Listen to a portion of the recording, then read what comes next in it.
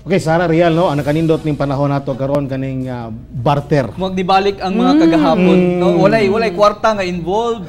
Oo, kay kung unsay dili nimo gusto nga item, pwede nimong i-barter sa kung unsay dili pud gusto nga item sa pikas nga gusto nimo nga item, di ba? Kasagaran ni katong mga butang nga dili na magamit nimo, i-barter nimo og pagkaon, pwede bugas, pwede katong mga dilata unya. Ikaw po mismo makatabang atong imong gibarteran po. Ako nakita ang gani dito sa katong ilang Facebook page na gani i-barter niya ang usa ka isla nga panag-iyahan niya.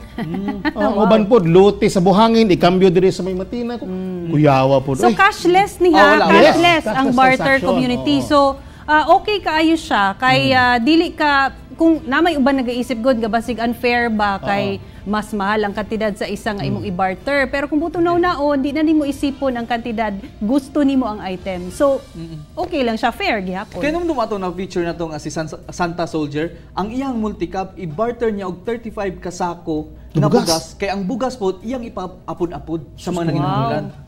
Sana all, no? Yan ang pangkuan ba?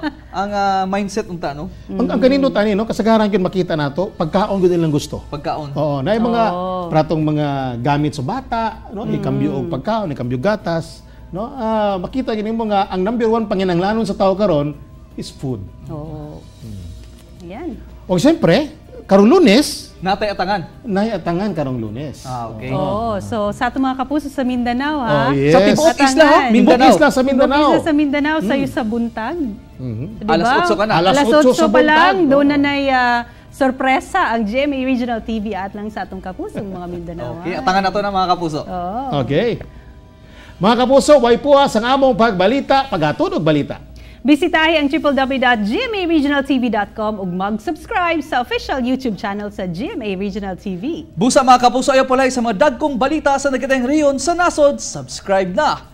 Og mo kadto mo dagkong balita sa Mindanao karong adlaw. Ako si Real Soroche. Daghang salamat sa inyong kanunay nga paguban kanamo matag adlaw. Ako si Sarah Hilomen Velasco. Tungod mga balita sa atong palibot, importante alang kanamo kini ang GMA Regional TV 1 Mindanao. Tek Ocampo, buong puso para sa Pilipino.